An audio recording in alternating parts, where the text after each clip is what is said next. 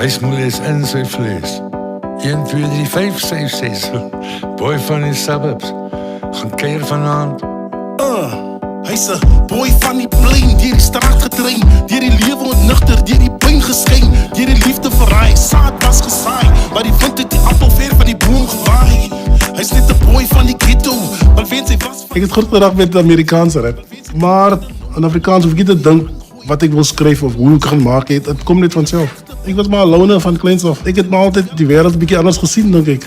Ek stel eintlik regtig belang wat in en trendy is of cool is.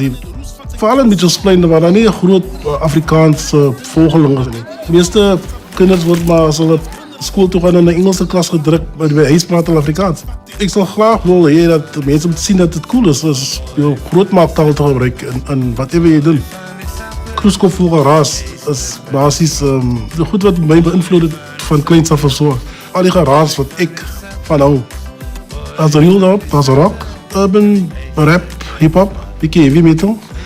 Toen my maat so 'n grammofoon gekry, die grammofoon kom, maar het was so 'n groot ding geweest, so was daar nie plek in die huis vir die ding, en toe sit hulle in my kamer daar so. Toe kry ek 'n klomp 7-inch singles daarin, en daar was verskillende musiek daarin. Bee Gees was daar, Sam Cooke, Queen. En die smakery, maar sy buik staan en roes van sy kats gly. Hy, hang oor die hekkie staan en dink oor dinge. Nou dat hy nie meer werkie, is daar minder vriende, en as minder fonkels, en as minder lak. Hy smaak sy buik vat en pak. My version van Boy van die Suburbs, dit gaan met my om net om weg te breek, al is het miskien van 'n naweek of van jou situasie.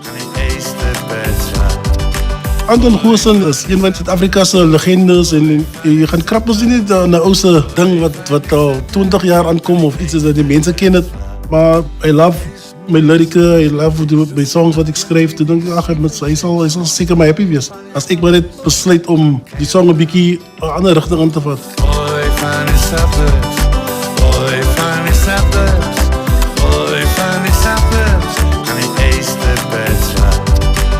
As jy sulke topics doen wat ek doen, kan jy nie oneerlik wees. Jy moet 'n bietjie ondervinding hê oor wat jy skryf. En jy kan dit nie net uit jou duim uitsuig gee. Jy skryf miskien soms uit 'n karakter se oogpunt of whatever, maar jy kan nie jouself regtig skei van jou lirieke af hê. Lirieke wat to the point is wat rap hip-hop is. Sosiale kommentaar is iets wat ek meer doen as enigiets anders. Ek het maar van kleins af connect met mense wat weer iets te sê het in 'n lirieke, soos Bob Marley veral. Soos 'n tyger op 'n deurpad, maar elke pad het 'n bottel, en in elke huis is daar 'n klein meis met kye gaste wat vas is soos 'n bosluis. Wel dan smaak hy sleep tot die ense smeek, dis bedomme te naam oor die rooi steek tot die... Ek het so 'n stek van whatever ek in my sak het, wat ek sulke lyne skryf en of nou 'n envelop is, en dan stek ek dit so op my klein hoekie wat ek het. Ek hou ervan om 'n titel te hê, en dan van die titel af, dan sal ek nou goedes neerskryf wat ek dink pas by die titel tot dit nou 'n song vorm. Afrikaans is ryk vir my omdat dit so verskillende, soos in die Oos-Kaap en die Wes-Kaap en die Noord-Kaap, almal praat dit verskillend. Die manier ek het praat is my manier hoe ek het praat. Dis hoe ek groot geraak het, dis my Afrikaans. Dis hoe ek my prentjies teken met woorde. Jy mag maar so hier en daar 'n kierie leen om die woord te help teen tye van nood, maar dit maak jou nie die Messiah van woordkuns nie.